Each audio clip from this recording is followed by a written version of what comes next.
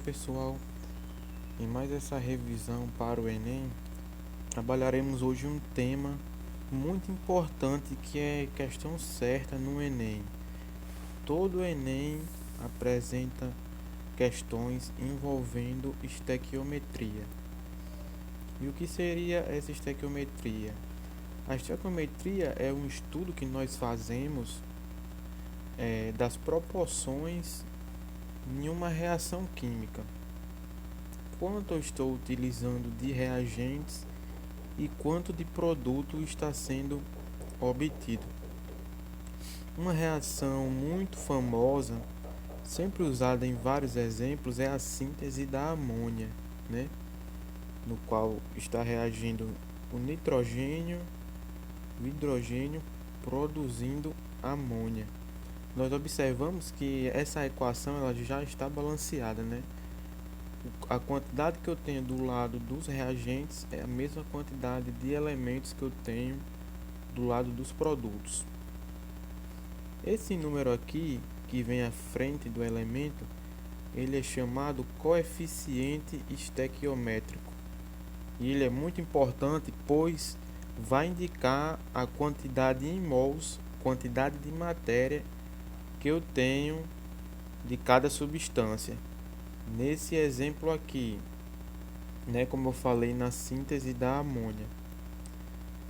E um ponto aqui muito importante, que você sabendo essas proporções da estequiometria, você pode estabelecer várias proporções, tanto em mols quanto em gramas, moléculas, íons, átomos, volume. Tudo isso vai depender do comando da questão, mas todas essas proporções podem ser estabelecidas. Nesse caso aqui, nós temos aqui que 1 mol de nitrogênio reage com 3 mols de hidrogênio, formando 2 mols de amônia. Então, nessa coluna aqui em amarelo, nós estamos trabalhando com quantidade de matéria. Mas se a questão pedir massa, pedir gramas, então vai ser fornecido para vocês uma tabela com as massas molares, né? Nitrogênio tem a massa de 14 gramas, quando é N2, né? 2 vezes 14, 28 gramas por mol. É a massa molar do nitrogênio. O hidrogênio aqui, ele tem a massa 1, né? Quando em gás hidrogênio tem 2. Como eu tenho aqui 3 mols dele, 3 vezes 2, 6 gramas aqui de gás hidrogênio. A amônia, 14 é a massa molar do nitrogênio. 1 é a massa do hidrogênio, mas como eu tenho 3 aqui, 3 vezes 1, 3.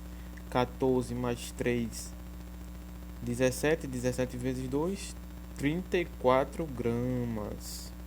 Mas nós podemos estabelecer também essa proporção em moléculas, como eu tenho aqui, que podem ser também em íons ou átomos. Agora vai ser preciso lembrar da constante de Avogadro, que tem o valor de 6,02 vezes 10 a 23, que vai estar relacionado quando nós estivermos trabalhando com moléculas. Então, 1 mol de qualquer substância, eu vou ter 6 vezes 10 a 23 entidades. Nesse caso aqui, como eu estou trabalhando com moléculas, 1 mol, eu tenho aqui 6 vezes 10 a 23 moléculas de gás nitrogênio. Já para o gás hidrogênio, como eu tenho 3, será 3 vezes 6. Então eu terei 18 vezes 10 a 23 moléculas. E para a amônia, 2 vezes 6, 12 vezes 10 a 23 moléculas. Mas eu também posso trabalhar quando tiver aqui, ó, na CNTP, que são as condições normais de temperatura e pressão. Nessas condições normais de temperatura e pressão, toda substância vai ocupar um volume de 22 22,7 litros. Alguns livros trazem 22,4, isso depende. Como eu tenho aqui 1 mol do nitrogênio, vai produzir 22,1 litros. Para o hidrogênio já será 3 vezes 22,71, que dará 68,13.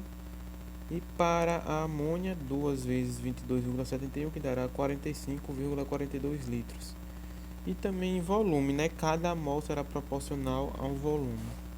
Então, feita essa revisão rápida aqui desses conceitos de estequiometria, vamos trabalhar aqui algumas questões que já caíram no Enem sobre o tema. Sempre tem aquele texto associado, mas não se preocupem, leiam com calma e extraiam as informações. Vamos para essa aqui do Enem 2010. O flúor é usado de forma ampla na prevenção de cáries. Por reagir com a hidroxiapatita, né, que é esse composto aí que tem cálcio, fosfato e hidroxila, presente nos esmaltes dos dentes, o flúor forma a fluoropatita, que tá aqui basicamente entra o flúor no lugar da hidroxila, um mineral mais resistente ao ataque ácido decorrente da ação de bactérias específicas presentes nos açúcares das placas que aderem aos dentes. A reação de dissolução da hidroxiapatita é essa daqui, ó. Dissolução dela gerando aqui os íons e água. Aí pede, supondo que o esmalte dentário seja constituído exclusivamente por hidroxiapatita, o ataque ácido que dissolve completamente esse ataque ácido aqui, 1 miligrama desse material ocasiona a formação de aproximadamente quanto em miligrama de íons totais. Vamos lá. Eu reproduzi aqui, né, a reação. Ele quer saber quanto 1 miligrama dessa substância aqui que foi dissolvida vai produzir de íons. Tem a reação de dissolução que eu também escrevi aqui, ó. Agora de íon, eu tenho tanto o íon cálcio, o cátion do cálcio, como o hidrogênio fosfato. Então, será esses dois íons aqui. Então, um primeiro passo, nós temos que estabelecer a proporção estequiométrica entre eles dois. E pela reação aqui que já está balanceada, nós podemos perceber que 1 mol de hidroxiapatita formam 10 mols de cálcio e 6 mols de hidrogênio fosfato.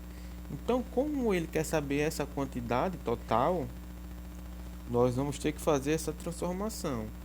E tem lá na questão que a massa molar da hidroxiapatita é 1004 gramas por mol, né? Agora do cálcio eu vou ter que usar esse coeficiente estequiométrico que está aqui à frente. E nós vemos lá no enunciado que a massa molar do cálcio 40 gramas por mol. Então 10 vezes 40 gramas por mol, 400 gramas.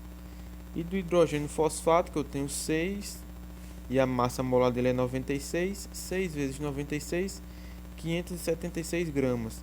De forma que essa quantidade total de íons aqui soma 976 gramas. Então, 1 mol de hidroxiapatita é proporcional a 16 mols desses íons aqui, que é a mesma coisa que eu escrevi em massa, que 1004 gramas de hidroxiapatita é igual a 976 gramas de íons totais.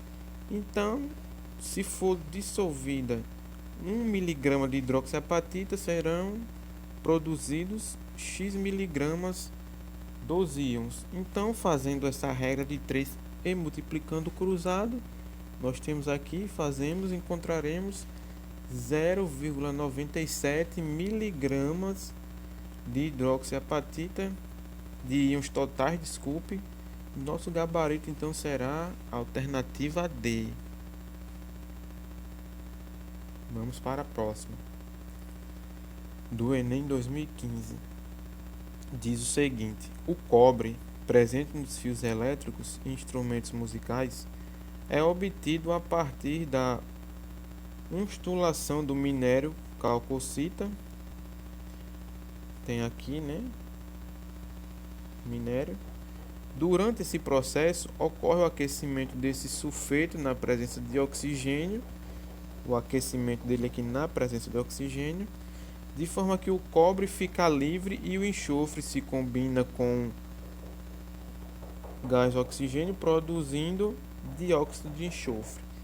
Aí ele diz que as massas molares do cobre é 63,5 gramas por mol e do enxofre é 32 gramas por mol, e pergunta: considerando que se queira obter 16 mols do metal, do cobre, em uma reação cujo rendimento é de 80%, a massa em gramas do minério necessária para a obtenção do cobre será igual a... Agora, gente, além de estabelecer corretamente a proporção, nós precisamos ficar atentos ao fato de que ele deu um rendimento para essa reação de 80%. Quando não é falado em rendimento, nós estamos levando em consideração que todo reagente formou produtos de forma que a reação obteve um rendimento de 100%. Nós só trabalharemos com rendimentos diferentes de 100% quando isso for explícito e pedido na questão, como foi esse caso, que ele diz que o rendimento foi de 80% e quer saber se ele usar 16 mols, ele quer obter 16 mols do cobre, quanto em gramas ele vai usar do minério. Vamos para a resolução. Na resolução está aqui a reação. Eu tenho um minério, né, esse sulfeto de cobre reagindo na presença do gás oxigênio e calor, está formando o cobre e o dióxido de enxofre. Primeira coisa, vamos estabelecer a proporção estequiométrica. E eu sei que 1 mol de sulfeto de cobre produz 2 mols de cobre, isso para uma reação de 100%, mas como o rendimento é 80%, ó, vai produzir na verdade 1 mol do minério, vai produzir na verdade 1,6 mols de cobre. E se eu quiser produzir 16 mols de cobre, montamos aqui nossa proporção, multiplicamos cruzado e nós vamos ter que usar 10 mols de sulfeto de cobre. Agora nós precisamos saber a massa molar do sulfeto de cobre para finalizar nossa questão. Massa molar do sulfeto de cobre. Foi dado lá no comando da questão que a massa molar do cobre é 63,5. Como eu tenho 2 cobres, 2 vezes 63,5. Massa molar do enxofre 32, de forma que a massa molar do sulfeto de cobre será 159 gramas por mol. E agora eu sei que se 1 mol de sulfeto de cobre está para 159 gramas, 10 mol de sulfeto de cobre está para X. Nós montamos nossa proporção, multiplicamos cruzado, de forma que encontraremos que serão necessários 1.590 gramas de sulfeto de cobre para produzir 16 mols de cobre. Gabarito, né? Alternativa C. Bom, gente, então essa foi uma revisão rápida aqui sobre estequiometria, de forma que vocês saibam ler a questão, ver o que ela está pedindo, de forma que a partir que depois que você estabelecer as proporções em mol, você pode partir para qualquer canto que a questão lhe pedir. Você vai só transformando. Bons estudos e até a próxima.